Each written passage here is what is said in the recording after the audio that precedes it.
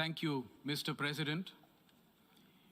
India has been deeply concerned over the rapidly deteriorating situation in Ukraine and the ensuing humanitarian crisis. An Indian national was tragically killed in Kharkiv yesterday due to the ongoing hostilities. We express our deepest condolences to his family and to that of each and every innocent civilian who has lost his or her life in this conflict.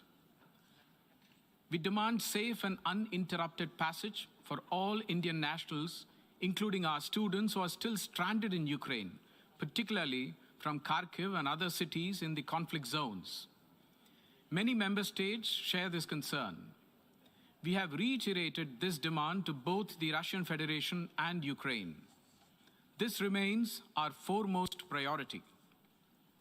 Ensuring the well-being and safety of our citizens is the basic duty of every government. We have therefore instituted special flights to bring back Indians home from conflict zones. My government has deployed senior ministers as special envoys to countries neighboring Ukraine to facilitate evacuation. We thank all neighboring countries of Ukraine for opening their borders and extending all facilities to our embassies at this time.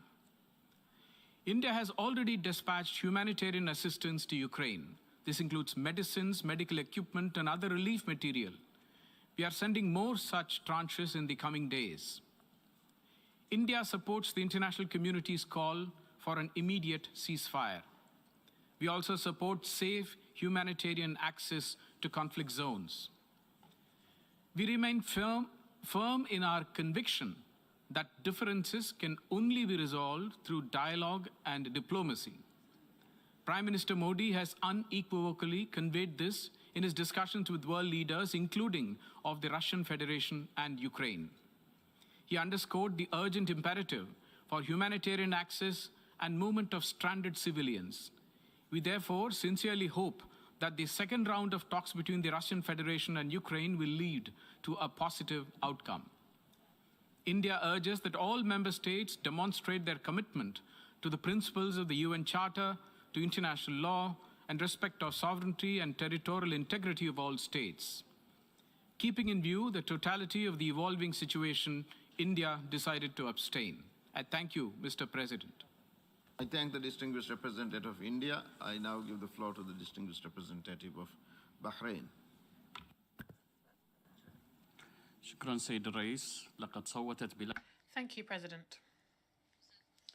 We voted in favour of the draft resolution A/ES/11/L1 based on our strong conviction of the importance of the principles of the UN Charter, particularly the principles of good neighbourliness and peaceful resolution of conflicts, but also the principle of respect for the independence and territorial integrity of all countries. The Kingdom of Bahrain underscores its support for all efforts that seek to end hostilities and for dialogue to resume and use all diplomatic means necessary to achieve peace. Thank you, President. I thank the distinguished representative of Bahrain, and now I give the floor to the distinguished representative of Eritrea.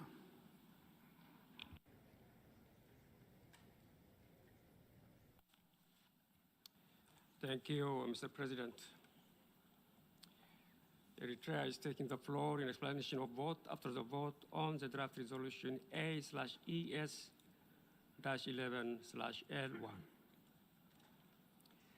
Eritrea firmly believes that respect for sovereignty, territorial integrity, and political independence, as enshrined in the United Nations Charter, are sacrosanct principles and should be respected by everyone at all times for the attainment of sustainable world peace.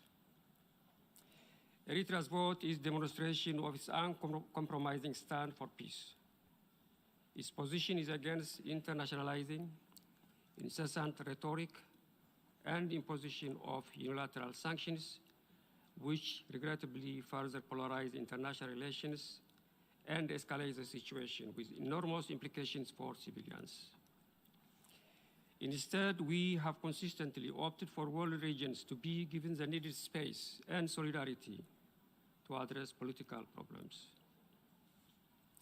The situation between Russia and Ukraine raises serious concern with political, economic, and security ramifications for Europe and the rest of the world. It requires immediate resolution by giving more chance to diplomacy.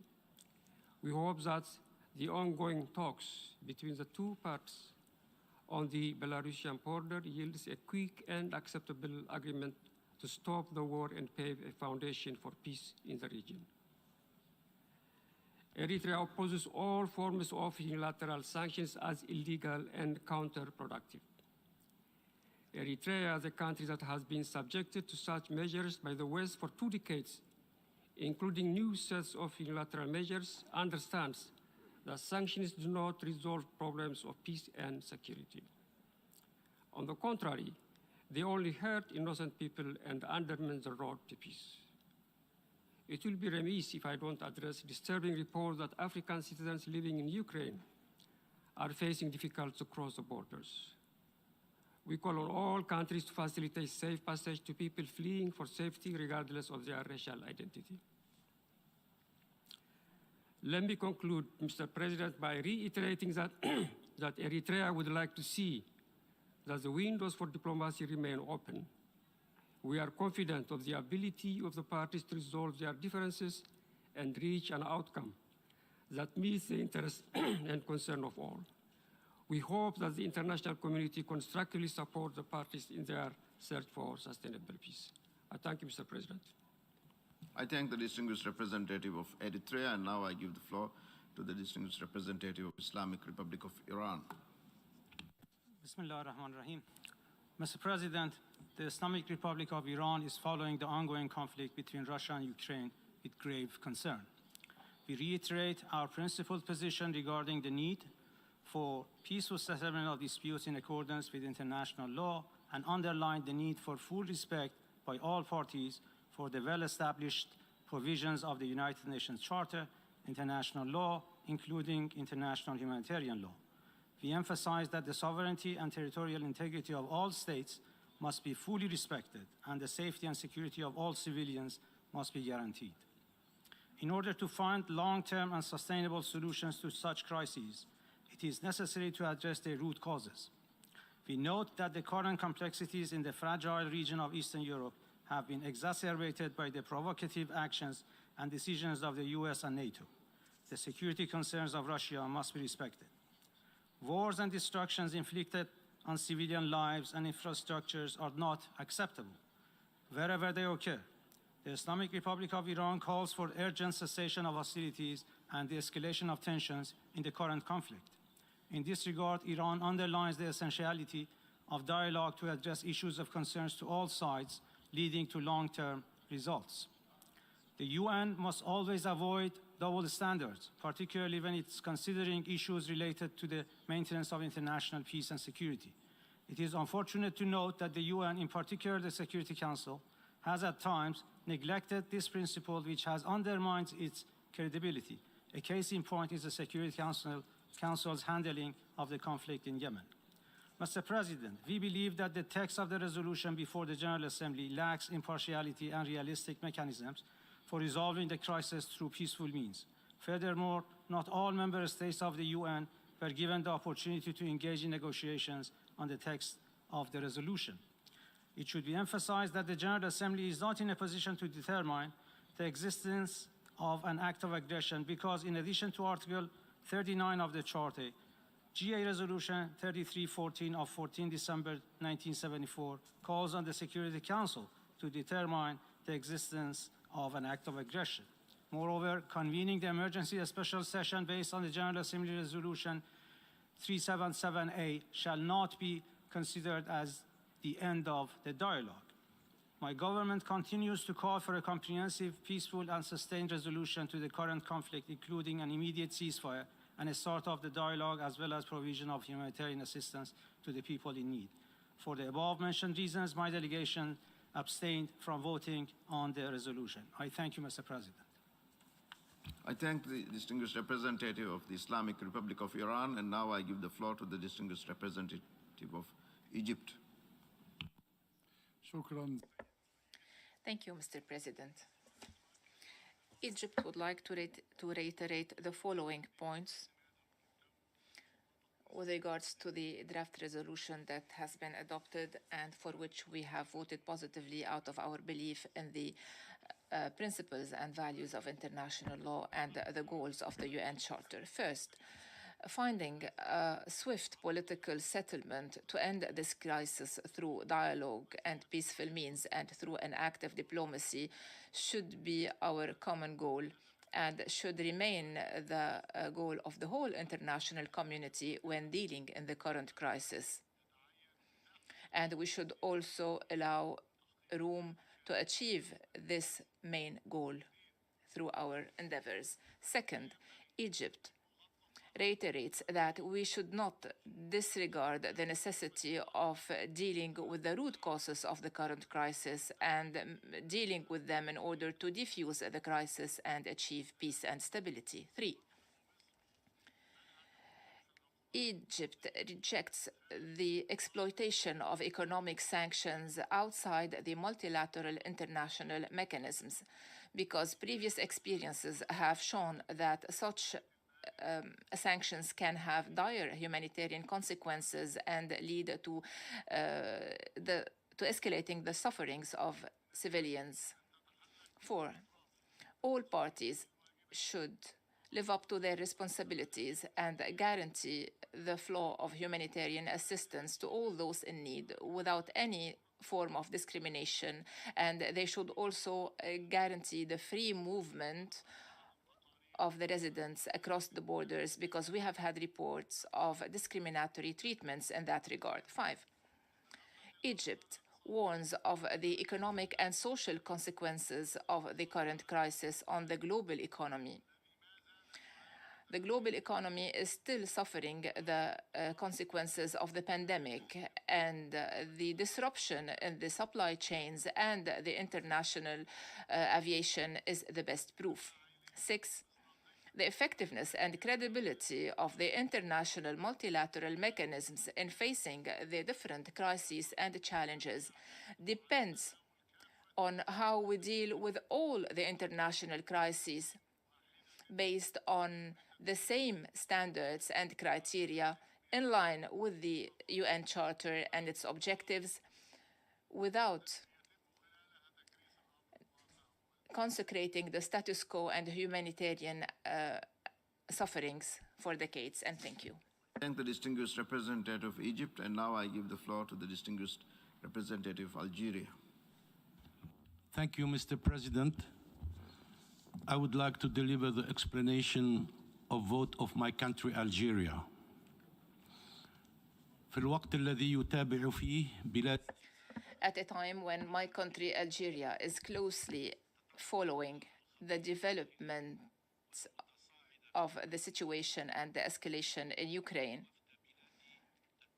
my delegation would like to emphasize once again that Algeria is committed to the principles and the objectives of the United Nations, which should remain the basis of international law and a cornerstone in international relations, especially the respect of the independence, sovereignty, and territorial integrity of the member states according to the international legitimacy and the right of people to self-determination.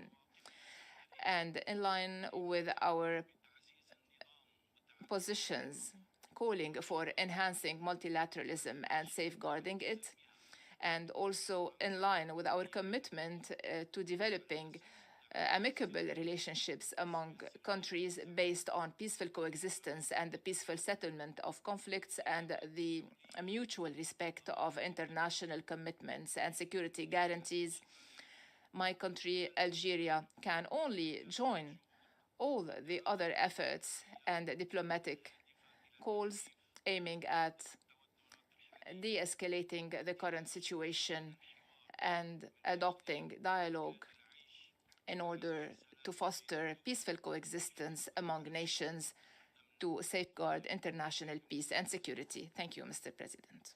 I thank the distinguished representative of Algeria, and now I give the floor to the distinguished representative of United Republic of Tanzania.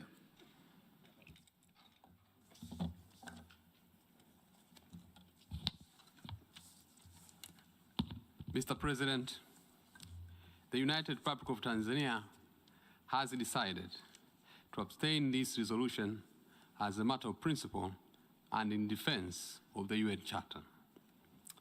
Fundamentally, this decision resulted from our inability to amend or make reservations to some provisions in the resolution.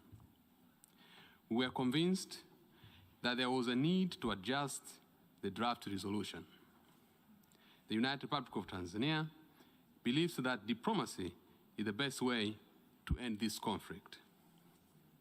To this end, we appeal to all parties to the dispute to uphold human rights and their obligations under international law and humanitarian law, to de-escalate the conflict and give peace a chance. I thank you. I thank the distinguished representative of the United Republic of Tanzania, and now I give the floor to the distinguished representative of South Africa.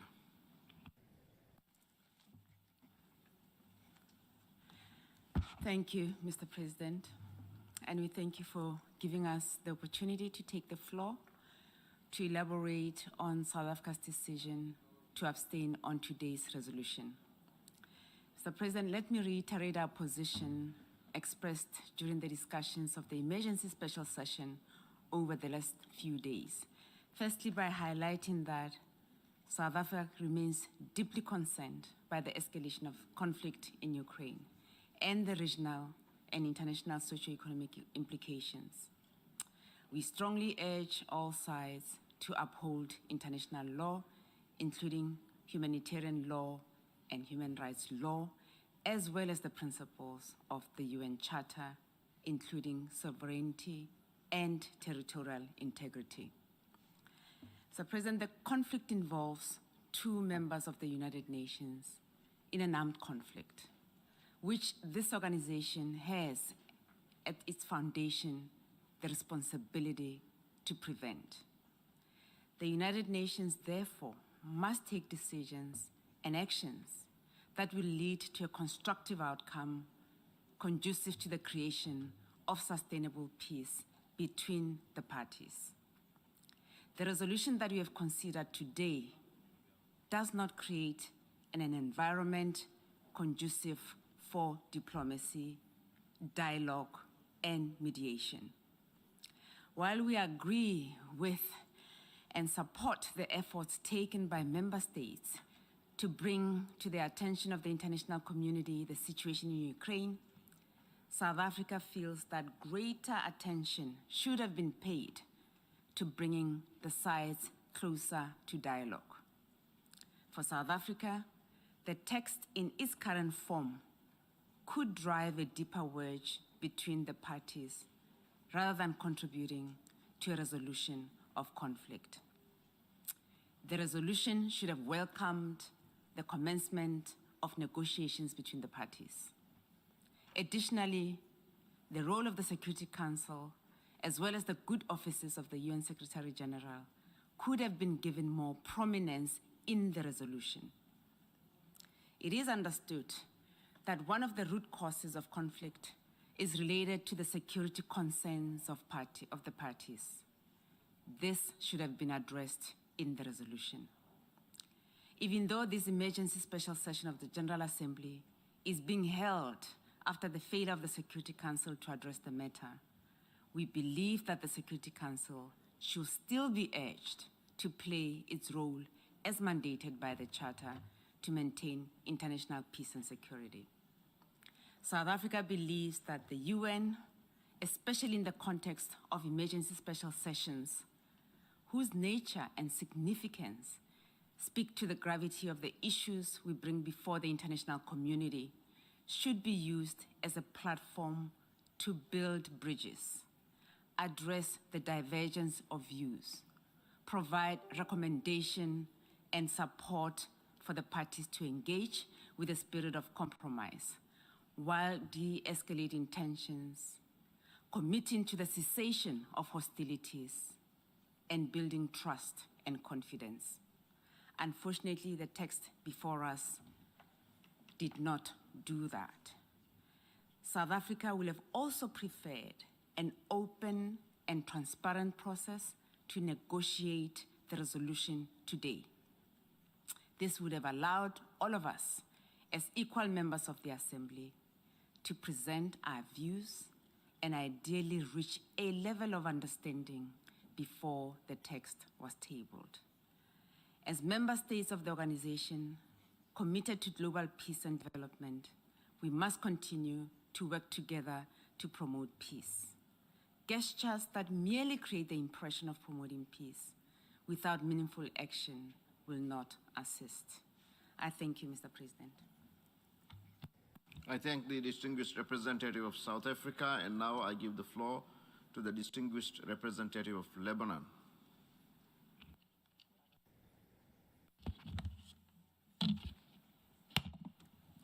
Thank you. Thank you, Mr. President. Lebanon voted yes on this resolution because Lebanon, a founding member of the United Nations, believes in the purposes and principles of the United Nations Charter, especially the prohibition of the threat or use of force in international relations, the principle of non-intervention, and the peaceful settlement of disputes. Mr. President, these are not merely slogans for Lebanon. We lived through invasions, occupation, intervention in Lebanon's internal affairs, and experienced devastation, loss, and pain that we are still enduring its consequences today. That's why our decision today was not taken lightly. We know what happens in wars, but we also know that wars happen not only when people fail to prevent them, but most importantly, when the voices of war drown the cries for peace. Lebanon, a peace-loving nation, enjoys a good relationship and friendships with all parties to this conflict, with Russia and Ukraine. And in this spirit, we call on everybody to go back to the logic of peace. Mr. President, yesterday, a European colleague told me he has never lived through war. I was happy for him. I lived through at least 2 invasions, a civil war, multiple assassinations, and explosions. That's why, Mr. President, I don't want anybody to live in what we lived through. It's time for diplomacy, for dialogue, and a peaceful resolution of this conflict. I hope that all my colleagues here in this GA hall will put the same energy and commitment that was put to make this vote and its result a reality, to start working for a peaceful resolution that takes both sides' concerns and interests into consideration, so the world will step away from this abyss of war. Mr. President, the preamble of the United Nations Charter tells us, quote, to unite our strength to maintain international peace and security. Now we need this unity. Unity for peace. The United Nations is well positioned to step up and step in to make this peace a reality. Now we need to stop the escalation in words and deeds and help both sides to take the path of peace for the sake not only the 2 sides, but for the sake of our world.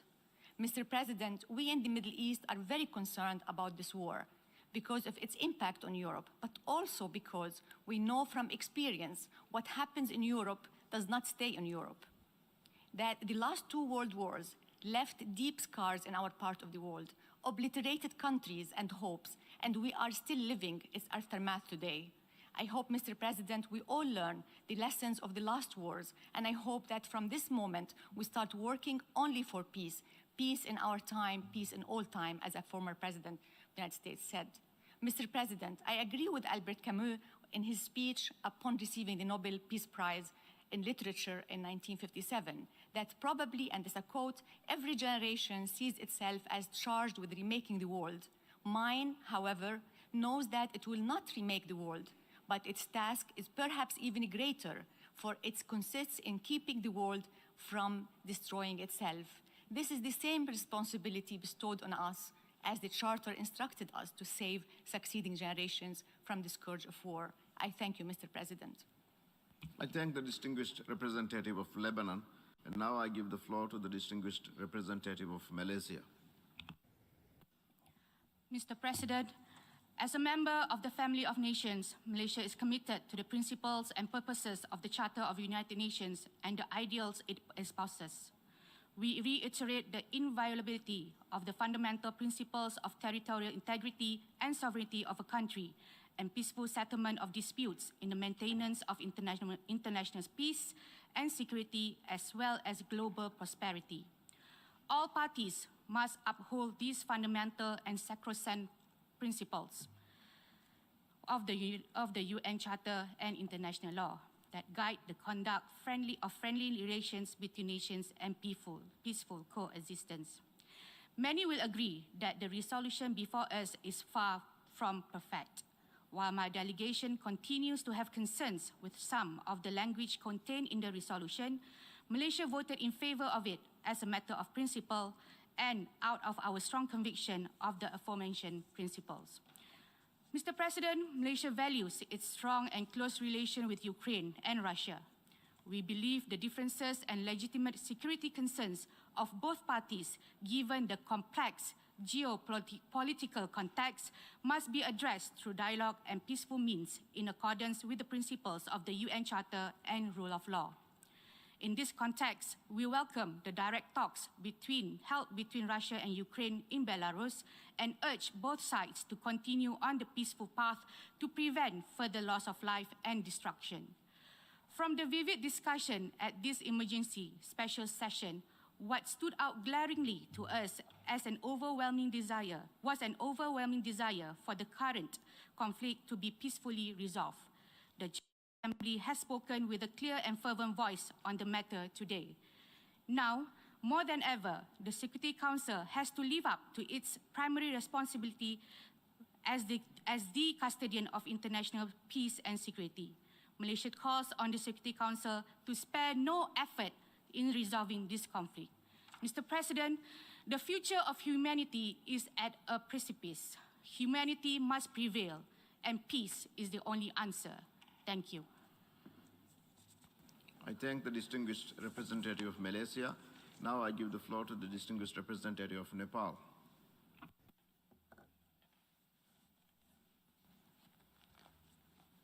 Mr. President, Mr. Secretary General, my delegation is distressed by the ongoing violence and conflict in Ukraine. Conflict anywhere inflicts stress everywhere.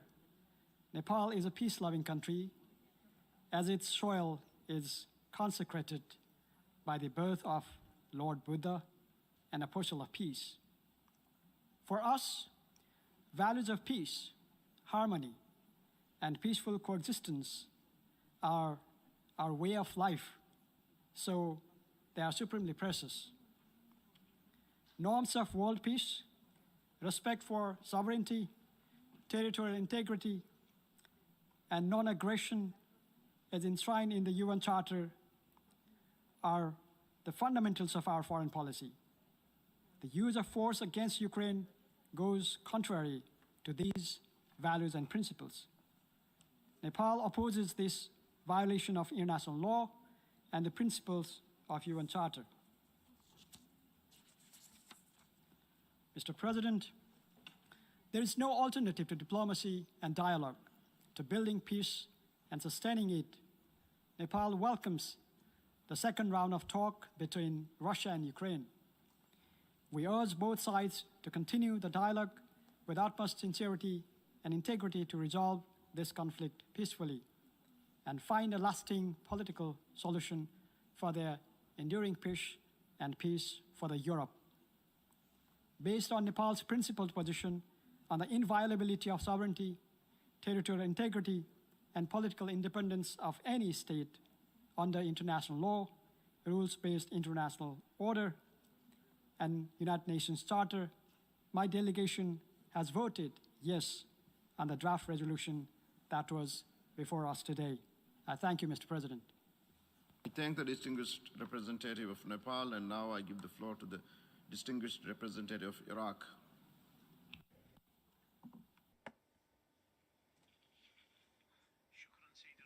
Thank you, Mr. President.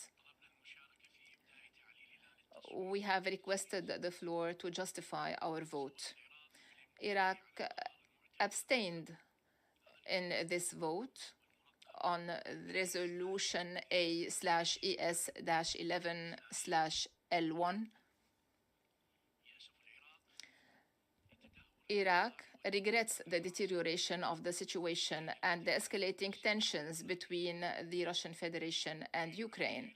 And Iraq calls upon all parties to settle this conflict by giving priority to dialogue and through the diplomatic means. And we invite them to go back to negotiations in order to solve their concerns and in order to safeguard international peace and security, and not to threaten the world with economic and political crises resulting from this situation. Iraq expresses its grave concern over the possibility for the terrorists of exploiting this crisis and the expected division in the international community. This would hinder the international efforts and our joint endeavors aiming at preventing terrorism and violent extremism. Iraq has decided to abstain because of our historical background in Iraq and because of our sufferings resulting from the continuing wars against our peoples. Iraq, and in principle, does not support wars as a settlement mechanism. And we reiterate that all conflicts should be settled peacefully in order to safeguard the lives of civilians. Iraq calls upon all parties to uphold the UN Charter and international law, and emphasizes the necessity of safeguarding the security and safety of the international staff and the humanitarian workers. And thank you. I thank the distinguished representative of Iraq, and now I give the floor to the distinguished representative of Jordan.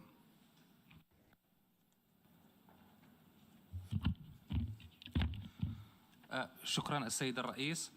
Thank you, Mr. President. Jordan has voted for the draft resolution that has been adopted in order to emphasize the sovereignty of states and their territorial integrity and political independence, and because we believe that force should not be used in international relations because it goes against the provisions of international law and the UN Charter. Jordan hopes that we will be de-escalating tensions in order to reach a peaceful settlement of this conflict, and that both parties will sit together on the negotiation table in order to reach such a peaceful settlement. We also hope that international efforts will be intensified on both the political and diplomatic levels to assist the parties to end this crisis, and in order to avoid the dire consequences that have risen and could arise out of this conflict.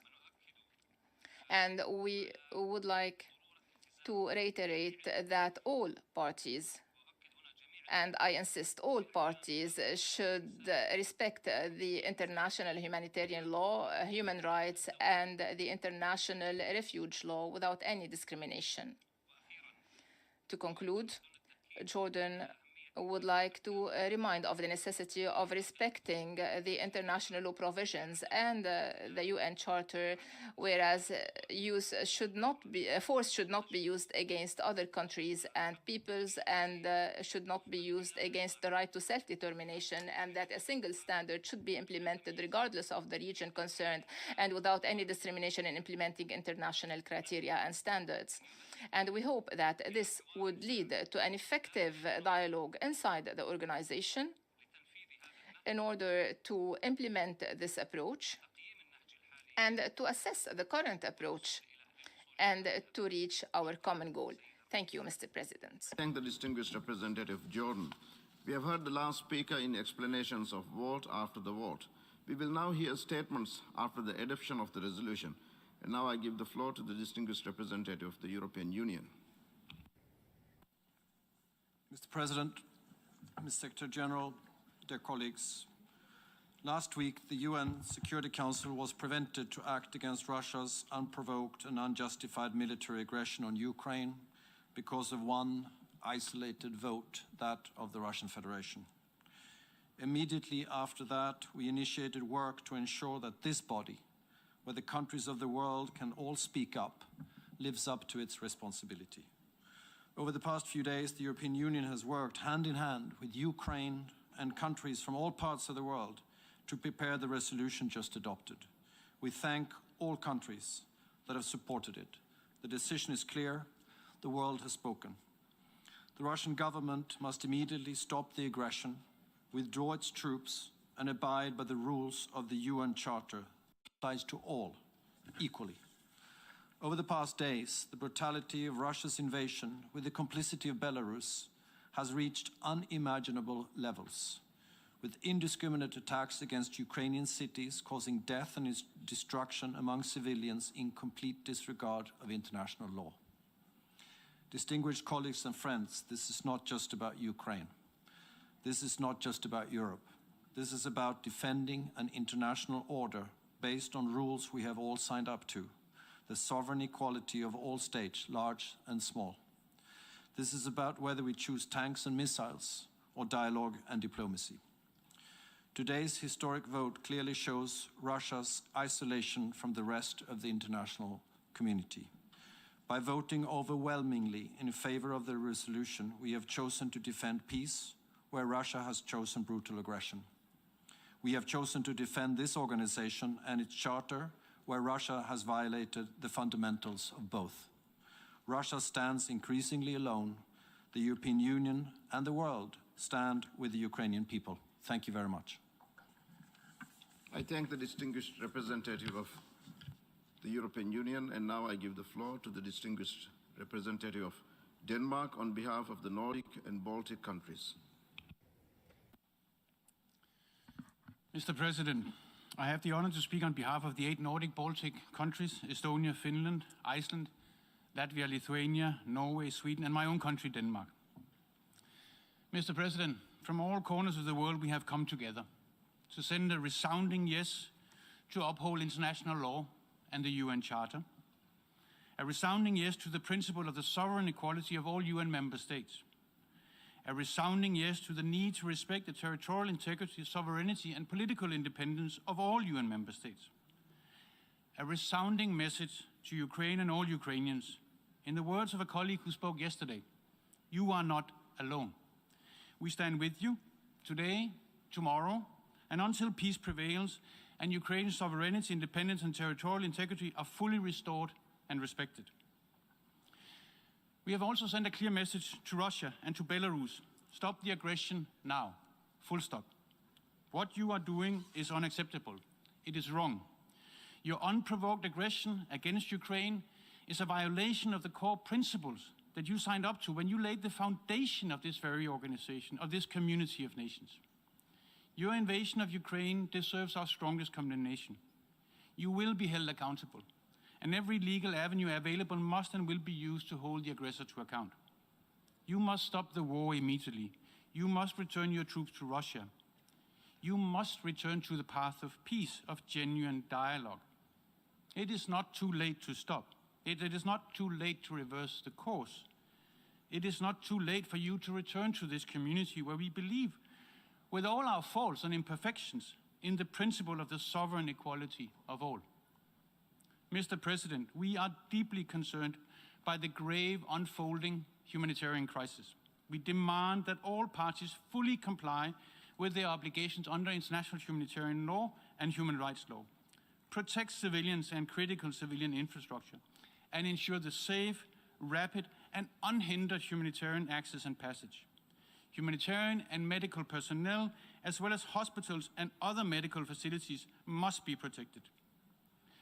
Mr. President, thousands of civilians have been killed, more have been injured, and close to 1 million innocent civilians have been forced to flee across borders.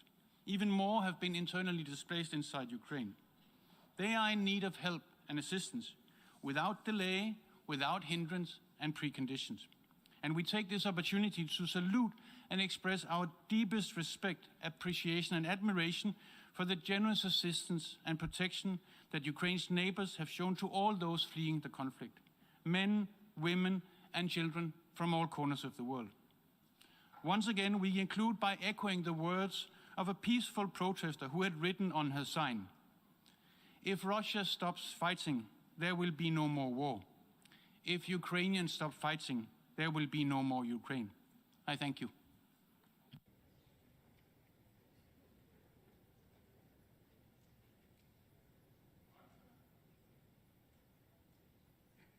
I thank the distinguished representative of Denmark.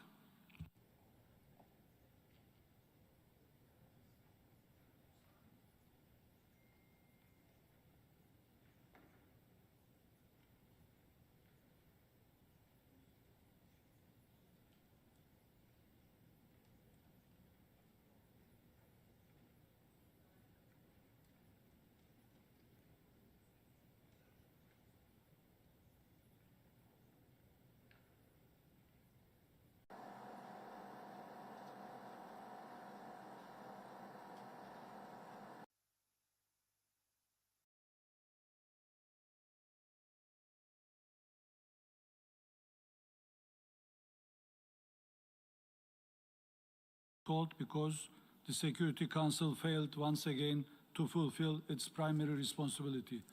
A session that was convened due to the unjustified, illegal, and illegitimate act of aggression against a founding member of the United Nations by a permanent member of the very organ entrusted by the entire membership with preserving peace and security. A session that was held as a result of the use of veto power by the very member that's perpetrating the aggression. Mr. President, we are obliged to reiterate Russia's ongoing military offensive against Ukraine blatantly violates the fundamental rules of international law and the principles on which this august organization was founded.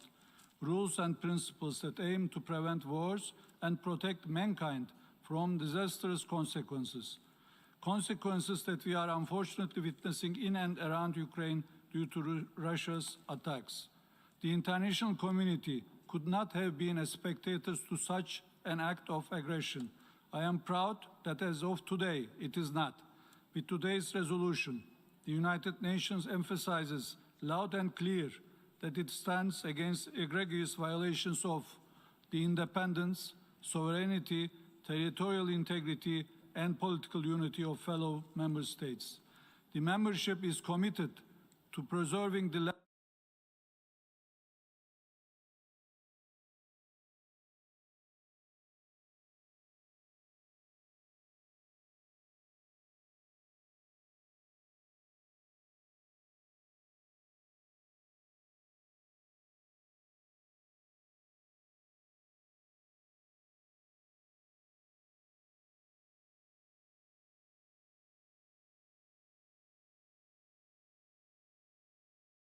of our organization.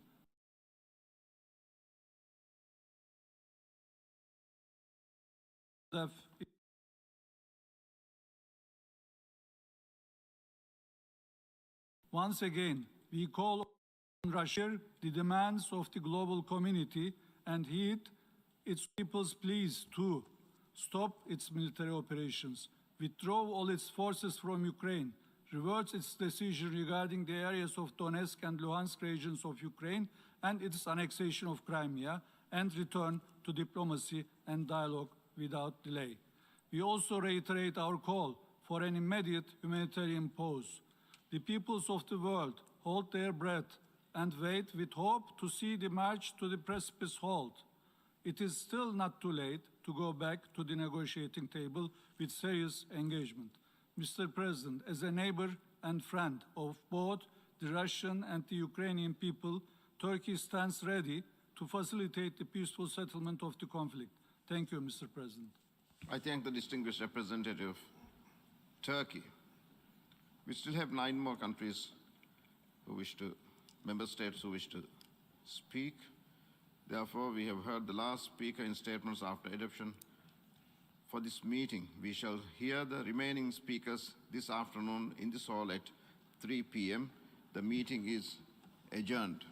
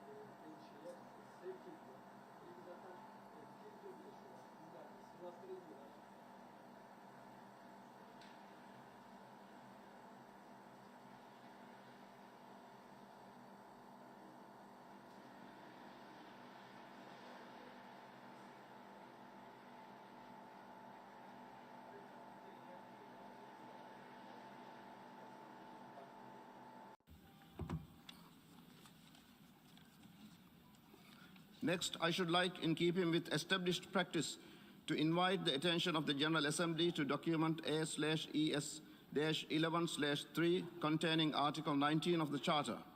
May I take it that the Assembly duly takes note of the information contained in this document? It is so decided. In that connection, may I further take it that it is the wish of the General Assembly to follow the provisions of Resolution 76/2 of 11 October 2021, by which the Comoros, Sao Tome and Principe, and Somalia are permitted to vote in the General Assembly until the end of its 76th session, and to also allow these member states to vote at the 11th Emergency Special Session. It is so decided. We shall now proceed with the appointment of the members of the Credentials Committee.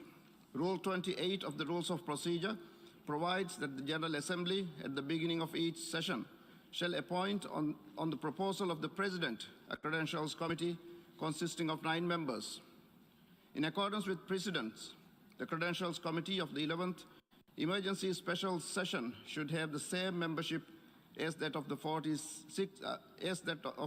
76th regular session of the Assembly, namely the Bahamas, Bhutan, Chile, China, Namibia, the Russian Federation, Sierra Leone, Sweden, and the United States of America. If there is no objection, I shall consider the Credentials Committee constituted accordingly. It is so decided. I now invite the Assembly to turn its attention to sub-item B of item 3 of the provisional agenda, entitled Report of the Credentials Committee.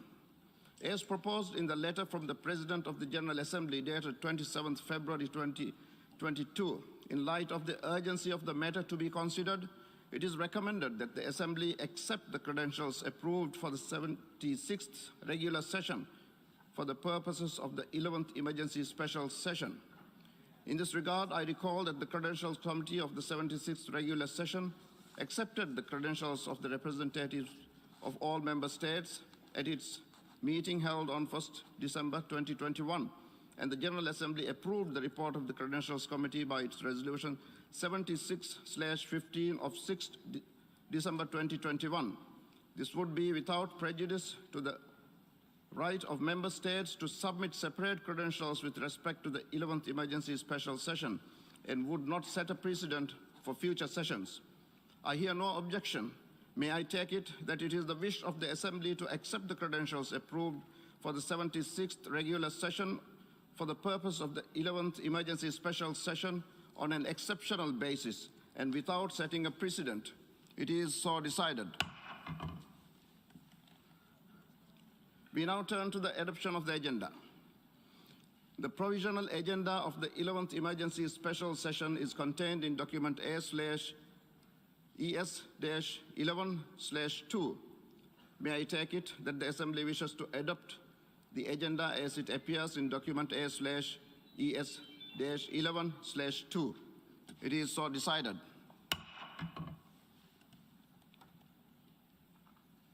The Assembly will now consider agenda item 5, entitled Letter dated 28 February 2014 from the Permanent Representative of Ukraine to the United Nations, addressed to the President of the Security Council, document S/2014/136. I will now deliver my remarks from the rostrum.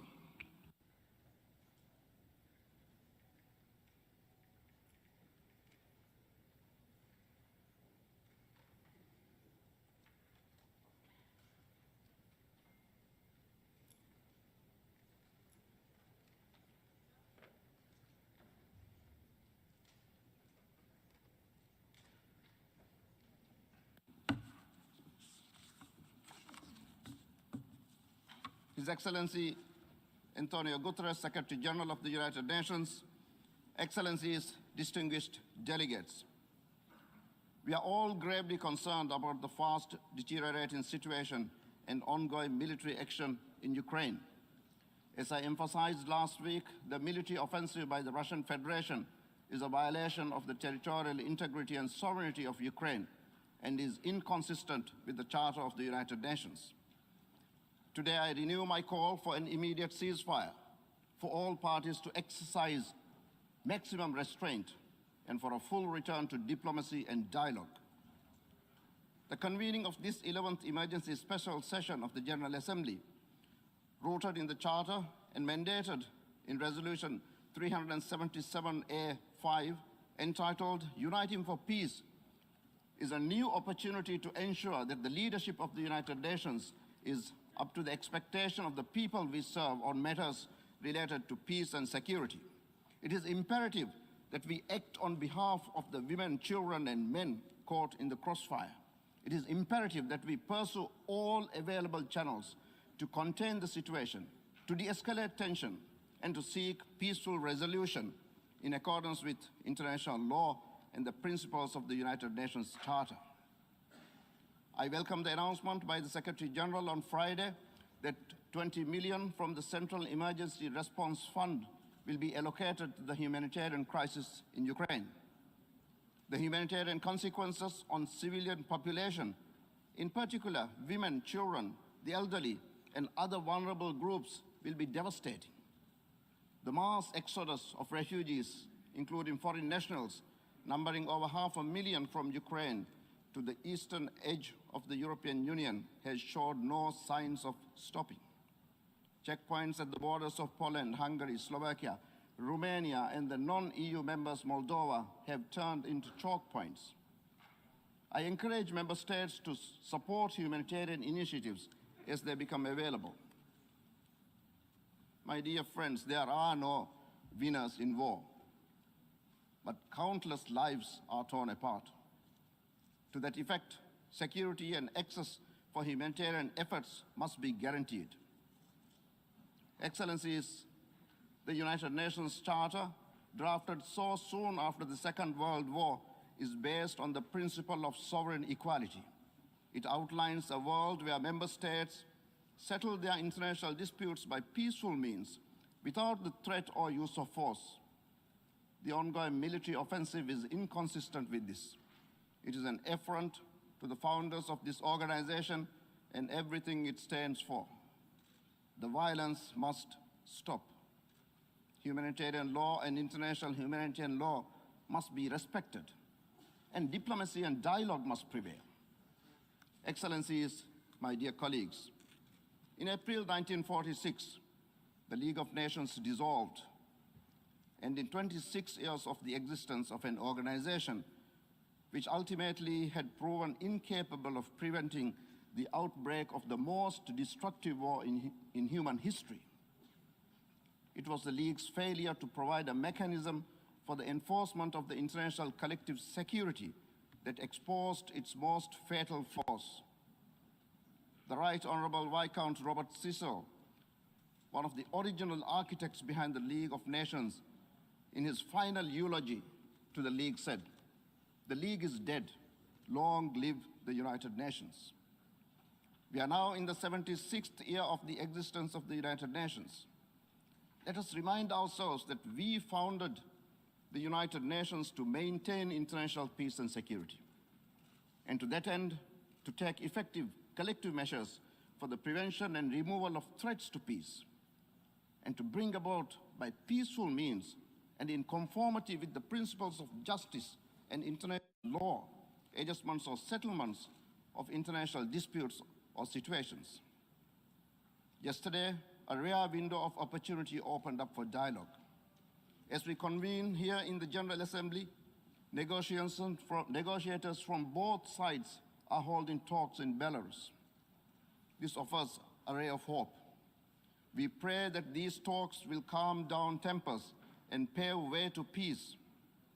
Excellencies, dear colleagues, the General Assembly, with its 193 member states, represents the collective conscience of humanity.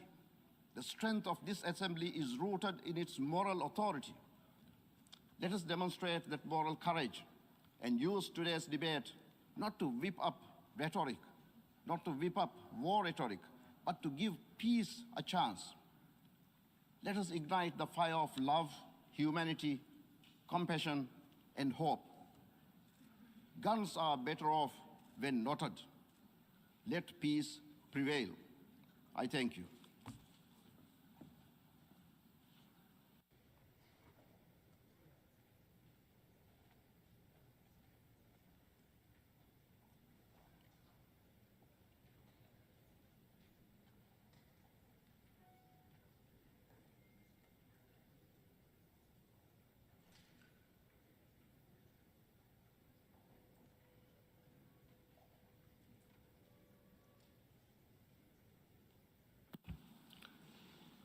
I now give the floor to the Secretary General of the United Nations, His Excellency Antonio Guterres.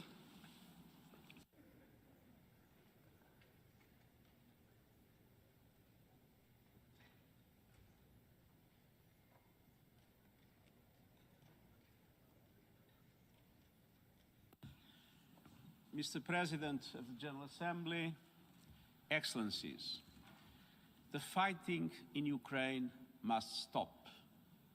It's raging across the country from air, land, and sea. It must stop now.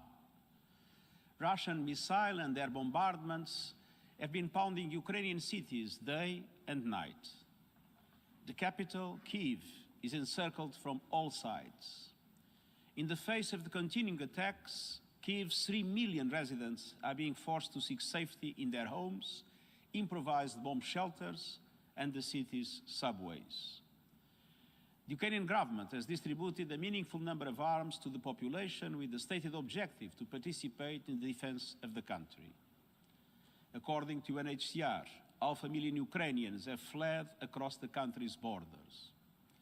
Although Russian strikes are reportedly largely targeting Ukrainian military facilities, we have credible accounts of residential buildings, critical civilian infrastructure, and other non-military targets sustaining heavy damage. This escalating violence, which is resulting in civilian deaths, including children, is totally unacceptable. Enough is enough. Soldiers need to move back to their barracks, and leaders need to move to peace. Civilians must be protected. International humanitarian and human rights law must be upheld. The sovereignty, independence, and territorial integrity of Ukraine within its internationally recognized borders must be respected in line with General Assembly resolutions. Mr. President, we are facing a tragedy for Ukraine, but also a major regional crisis with potentially disastrous implications for us all. Yesterday, Russian nuclear forces were put on high alert. This is a chilling development. The mere idea of a nuclear conflict is simply inconceivable. Nothing can justify the use of nuclear weapons. Mr. President, we face what could easily become Europe's worst humanitarian and refugee crisis in decades, with the numbers of refugees and internally displaced multiplying by the minute.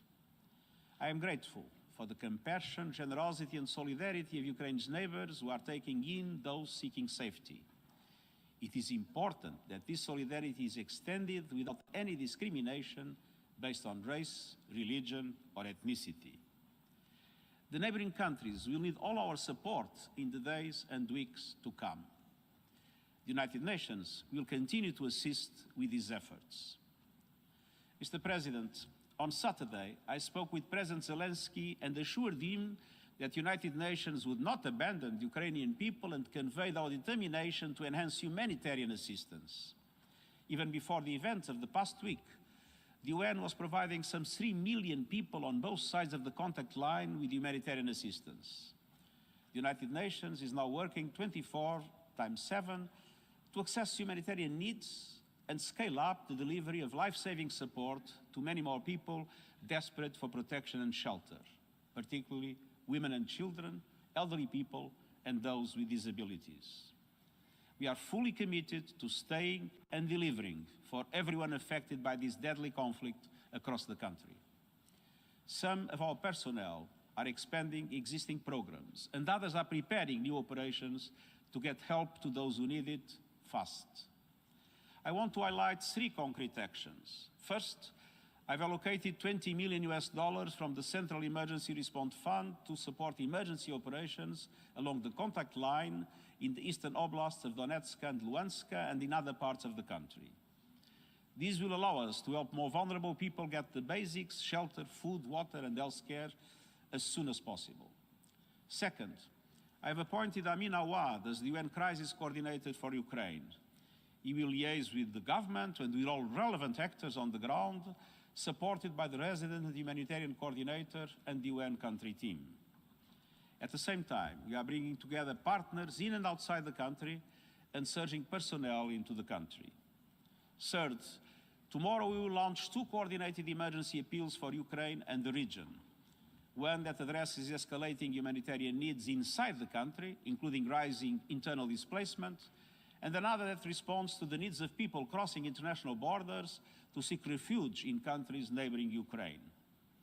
As we ramp up our efforts, it is essential that the safety and security of UN and associated personnel in Ukraine are protected in accordance with international law, and that humanitarian access to vulnerable people and communities is guaranteed. I call on all sides to uphold their obligations to allow freedom of movement of humanitarian personnel and to facilitate safe, rapid, and unimpeded passage of humanitarian relief. I also urge the international community to mobilize in support of our funding appeals to address the needs of all those displaced by this crisis, as well as other vulnerable groups whose numbers will only grow as the fighting escalates. Mr. President, humanitarian aid is vital, but it is not a solution. It is simply treating the worst impacts of the conflict. The only true solution is peace. The attack on Ukraine challenges international law and the multilateral system rooted in the UN Charter. Some of the possible consequences of a worsening conflict are terrifying to contemplate. Regional tensions are rising. The latest security measures underline the high stakes for all. The economic repercussions of the crisis will have widespread impact, and I count on every member state to live up to the principles of the Charter. Mr. President, the guns are talking now, but the path of dialogue must always remain open. It's never too late to engage in good faith negotiations and to address all issues peacefully. I hope that the direct talks now taking place between Ukrainian and Russian delegations will produce not only an immediate halt to the fighting, but also a path towards a diplomatic solution. I welcome and encourage all peaceful efforts to end the bloodshed and halt this conflict. I thank the countries who have offered to host and facilitate negotiations.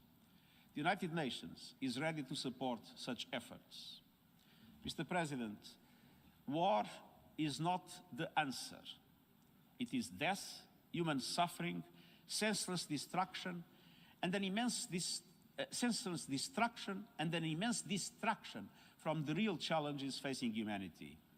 The climate crisis and biodiversity loss, vitally needed socio-economic recovery from the pandemic, healing the divides of race and gender, and so many other pressing 21st century challenges. Humanity cannot afford to be locked in a mindset that dredges up the worst of past centuries. We need to look forward as United Nations to overcome the scourge of war. We need to focus on solving problems, not making them worse. In cities around the world, people are taking to the streets and demanding an end to war. People in Ukraine want and need peace. And I believe people in the Russian Federation do too. We need peace now. Thank you.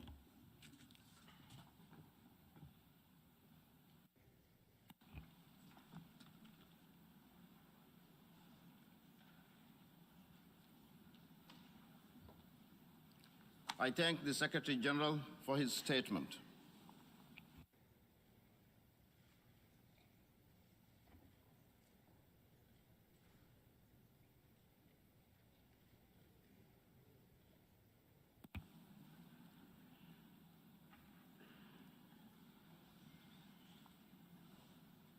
I now give the floor to the distinguished representative of Ukraine.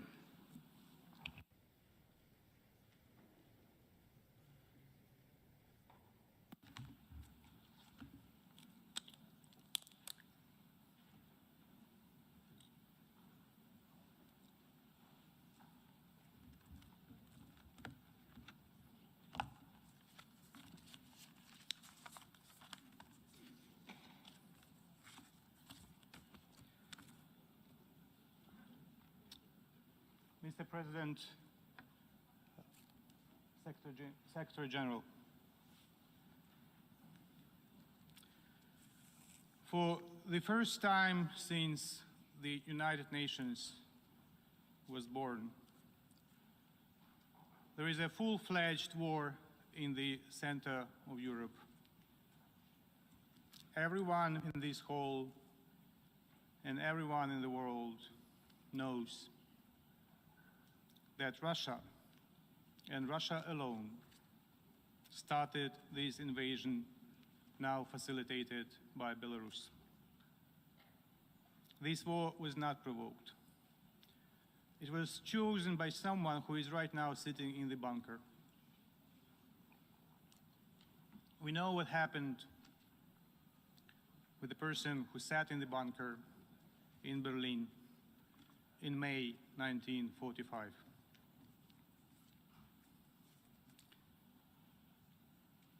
Before I continue with my formal statement, I would like to switch to Russian and invite you to put on the headphones, because I would like to read from the screenshot of the smartphone of a killed Russian soldier. That's an actual screenshot from someone who is dead already.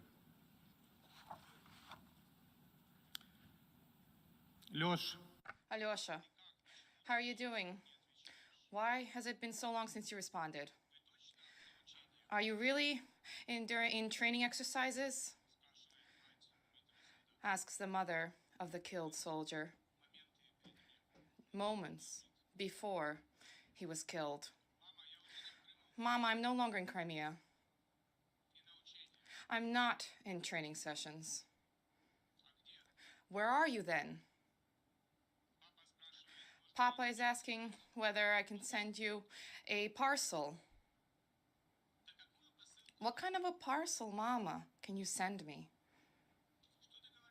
What are you talking about? What happened? Mama, I'm in Ukraine. There is a real war raging here. I'm afraid. We are bombing all of the cities together, even targeting civilians. We were told that they would welcome us, and they are falling under our armored vehicles, throwing themselves under the wheels and not allowing us to pass. They call us fascists. Mama, this is so hard. And this was several moments before he was killed. Imagine, if you want to just visualize the magnitude of the tragedy, you have to imagine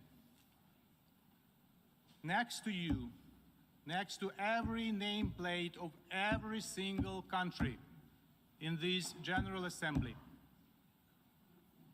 more than 30 souls of killed Russian soldiers already. Next to every name of every single country in this assembly. 30 plus killed Russian soldiers. Hundreds of killed Ukrainians. Dozens of killed children. And it goes on and on and on.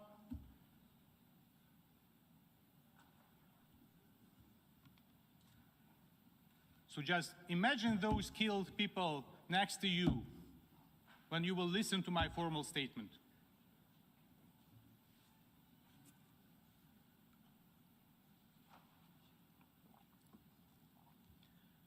Big militarized powers seeking for geopolitical greatness has launched a full-fledged military offensive against a smaller neighbor aimed at invading the country. Deadly airstrikes dropped on civilians' heads across the entire country, and the Russian troops crossed Ukraine's borders from the territory of Russia, Belarus, and the occupied parts of Ukraine's Donbas and Crimea. Does it remind you of something, doesn't it? Indeed. Very clear parallels could be drawn with the beginning of the Second World War, too. And the Russia's course of action is very similar to what their spiritual mentors from the Third Reich employed on the Ukrainian land 80 years ago. Just one, the most recent example of human sufferings, example of war crime. As all of us were on our way to the General Assembly today, the Russian army shelled with Grad multiple rocket launcher systems the residential areas of the city of Kharkiv, the second biggest in Ukraine. Innocent civilians have been killed and wounded.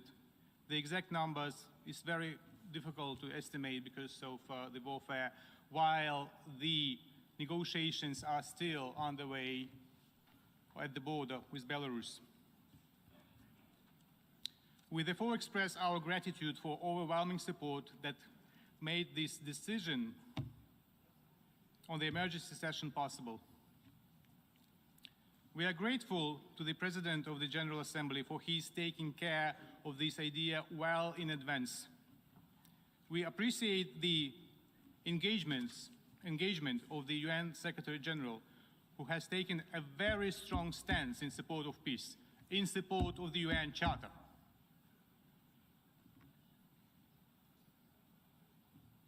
We have been prompted to call for an emergency special session as the level of the threat to the global security has been equated to that of the Second World War,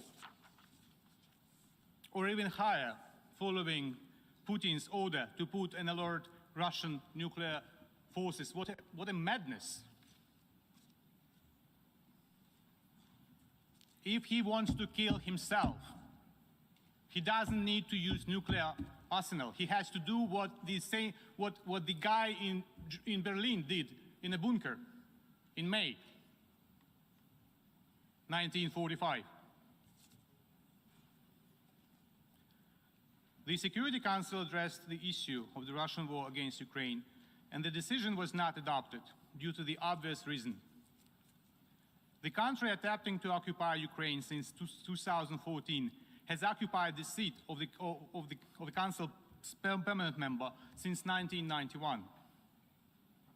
Therefore, we do not accept the Russian logic that the Security Council was unable to act due to one-sided and unbalanced approach. The only guilty party is the Russian Federation.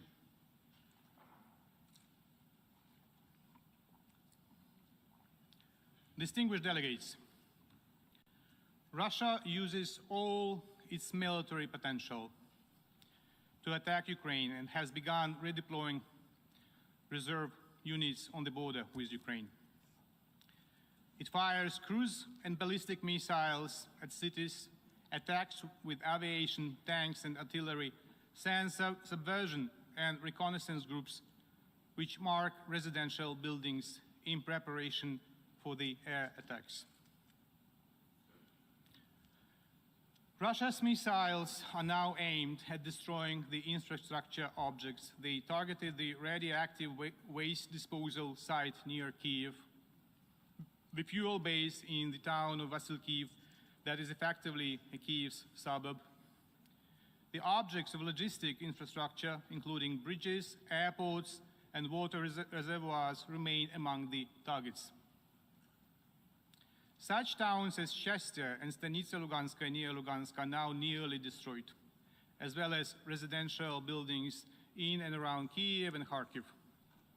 The Russian forces seized the Chernobyl nuclear power station and the part of southern Kherson region, including the North Crimean Canal.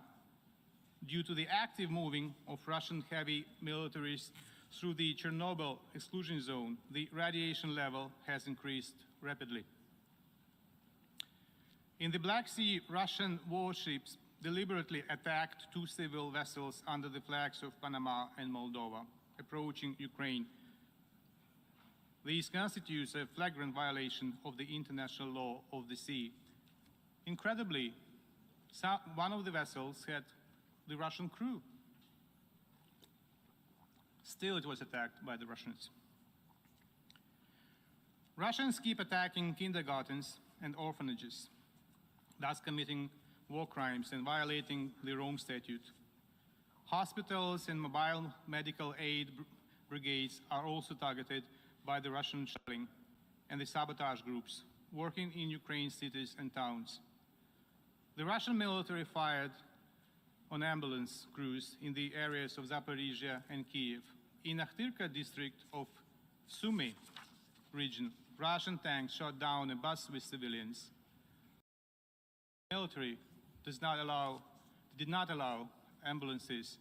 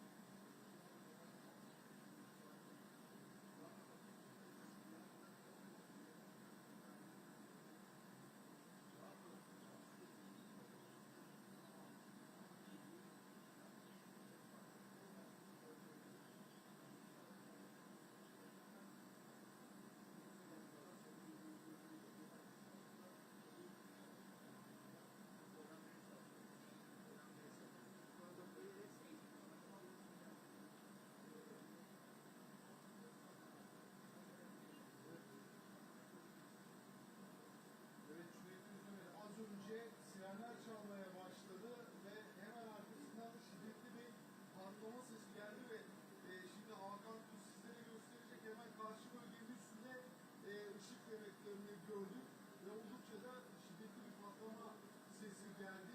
Sirenler çaldığı anda burada zaten hepimiz dikkat dediğim gibi balkona çıkıyoruz ve o siren sesinin durmasının hemen ardından yaklaşık bir 20 saniye sonra şu anda Hakan Bulut'un gösterdiği bölgenin hemen üst tarafında bir ışık demeti gördük ve büyük bir patlama sesi geldi. Şu an itibariyle Kiev'e bombaların düşmeye devam ettiğini söyleyebiliriz. Gün boyunca sürekli bu siren seslerini duyuyoruz ama bu kadar yakınımıza hiç düşmemişti o füzeler. Bu sefer hem ışığını hem de sesini çok net bir şekilde, şiddetli bir şekilde duyduğumuzu söyleyebiliriz. Görüşmelerden önce aslında Rusya'nın herhangi bir saldırı yapması düşünmüyordu, planlanmıyordu ama yaklaşık 1-1,5 dakika önce şu an gördüğümüz noktanın hemen üstüne o noktaya bir füze ya da roket düştüğünü bilgisini net bir şekilde paylaşabilirim.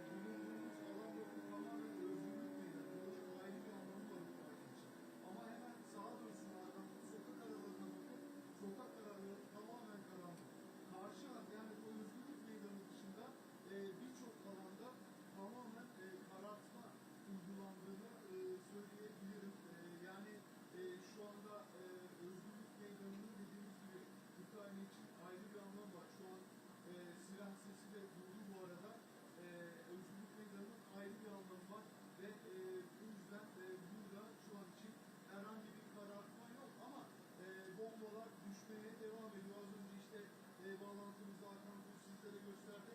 Sirenlerin hemen ardından yaklaşık bir 30 saniye sonrasında düşen roket ya da bir düzeyi net bir şekilde gördük. Ve bakın ambulanslar da şu anda yolda. Ambulanslar da hareketli. Hemen karşıda zaten yol kapalı, orada Ukrayna askerleri var, polisi var ve şu an için bizim de görebildiklerimizi aktarmaya çalışıyoruz. Şu an işte eğer sokağa çıkma yasağı olmasa oraya ulaşmak için biz elimizden geleni yapacaktık.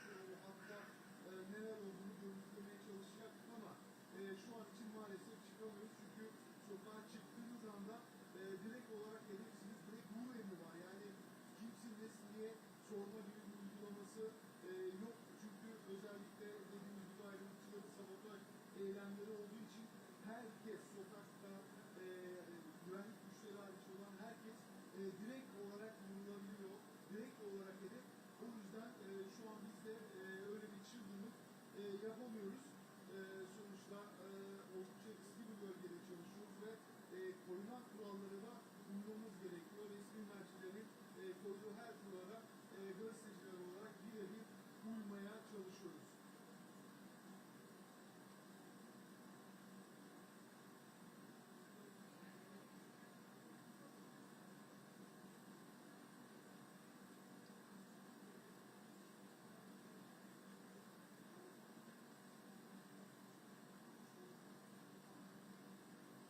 Çok teşekkür ediyorum. Allah razı olsun. Biz de burada Hakan Kuzu'la birlikte kameraman arkadaşımla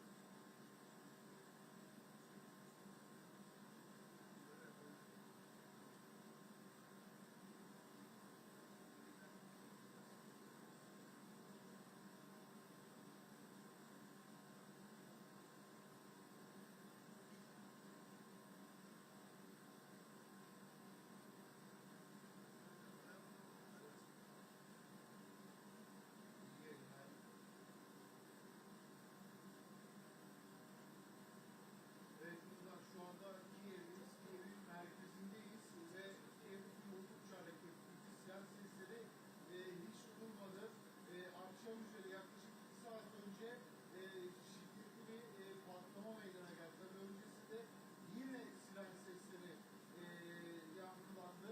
Siren sesleri sustuktan yaklaşık 30 saniye sonra da hemen sağ hattımızda bir patlama meydana geldi. Bir ışık yüzmesi gördük ve yine Rusya'nın attığı füzelerden ya da roketlerden birinin Kiev'e düştüğünü söyleyebiliriz. Metro hattına sabah biz indiğimiz tren hattı var burada. Odessa'dan trenle ulaşmıştık Kiev'e ve tam o noktaya yakın ısıtma merkezine düştüğü bilgisini paylaşalım. Şu anda bulunduğumuz alana tam 2 kilometre mesafede bir alan.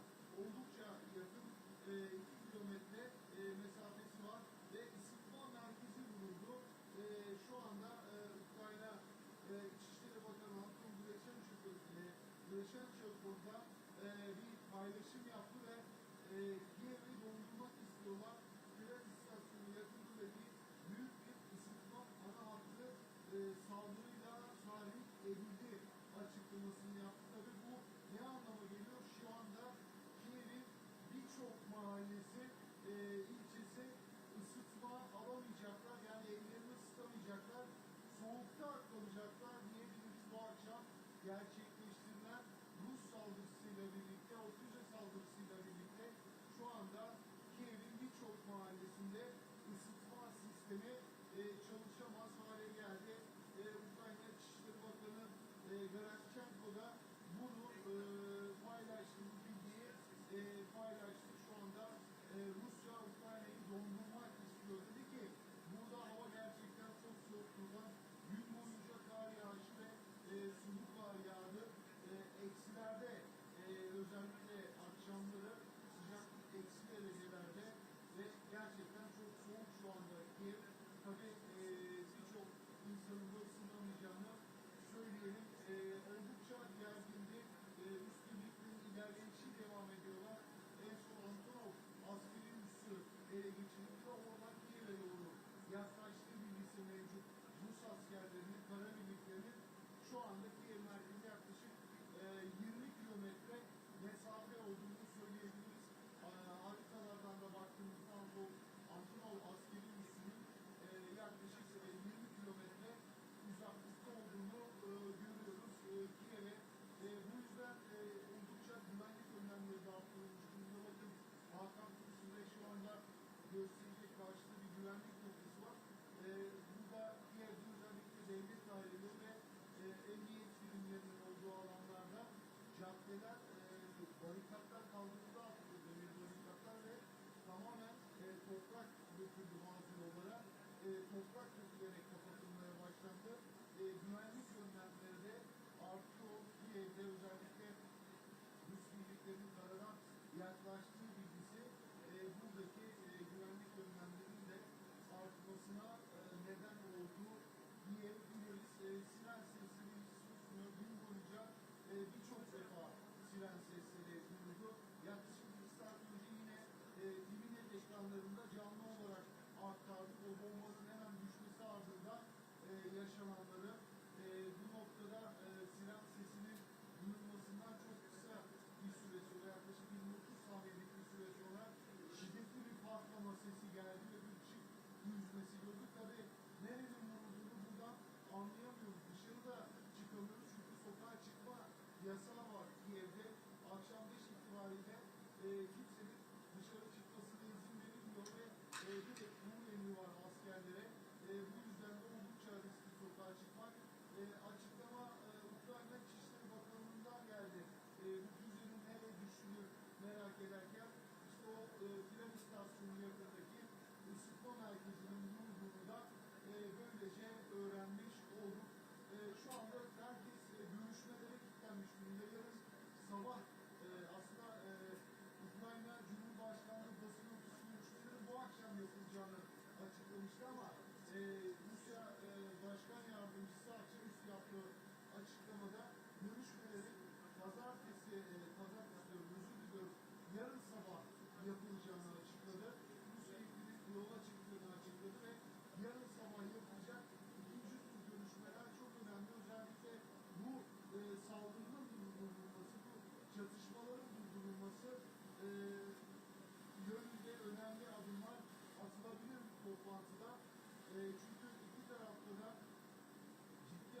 kayıplar var ki özellikle Rusya'da askeri kayıplar var ama Ukrayna'da sivil kayıplar çok fazla. Son 6 günde 24 çocuk öldü. Mesela bunu söyleyebiliriz. Sadece bugün 9 çocuk hayatını kaybetti. Siviller hayatını kaybediyorlar. Toplamda bugünkü saldırılarda 9 çocuk, toplamda 27 kişi hayatını kaybetti. Ve bu roket füze saldırıları neticesinde yaşanan çatışmalar neticesinde diyebiliriz. Şu anda herkesin umudu yarın yapılacak görüşme ve buradan bir çatışmasızlık kararının çıkması. Gerçekten özellikle havanın da çok soğuk olduğunu belirtelim ve bu ortamda insanların özellikle Ukraynalı sivillerin bütün hayatı değişmiş durumda. Evlerinden çıkamıyorlar. Sürekli sirenler çalıyor ve siren çaldığında da roketler, füzeler Kiev'in çeşitli bölgelerine düşmeye devam ediyor.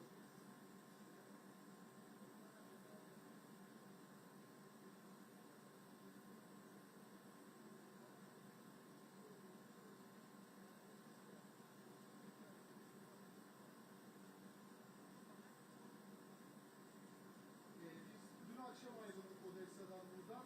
Biz oradayken Kırım'dan 11 savaş gemisinin çıktı ve bunların 4'ünün çıkarma gemisi olduğu bilgisi vardı. Ve bunlar Odessa'ya doğru ilerliyorlardı ki Odessa zaten şu anda oldukça gergin çünkü Odessa'da sokak savaşları yaşanıyor. Rus aydınlıkçılarla Ukraynalı askerler ve polisler arasında hava kararmasıyla birlikte başlayan ve ertesi sabah güneş doğana kadar devam eden şiddetli sokak çatışmaları yaşandığı bilgisini paylaşalım. Ve zaten denizden kuşatma altında Odessa. Rus savaş gemileri zaten var ve bölgeye 11 adet yeni savaş gemisi gönderiyor Rusya. Kırım'dan ayrıldığı gemiler ve Odessa'ya doğru yaklaşıyorlar. Bunların 4'ünün çıkarma gemisi yani içinde asker olan gemiler olduğunu söyleniyor ki Odessa çok kritik bir nokta. Odessa'yı eğer Ruslar alırsa Ukrayna'nın Karadeniz'e neredeyse tüm irtibatı kesilmiş olacak. Aynı şekilde Mariupol'da da yaklaşık 24 saatlik devam eden hem roket füze saldırısı, hava saldırıları hem de karada çatışmalar yaşanıyor. Mariupol'da yine aynı şekilde Odessa gibi bir kıyı şehri, kıyı kenti. Rusya hem denizden hem de karadan gitgide şu anda Ukrayna'yı sıkıştırmaya devam ediyor.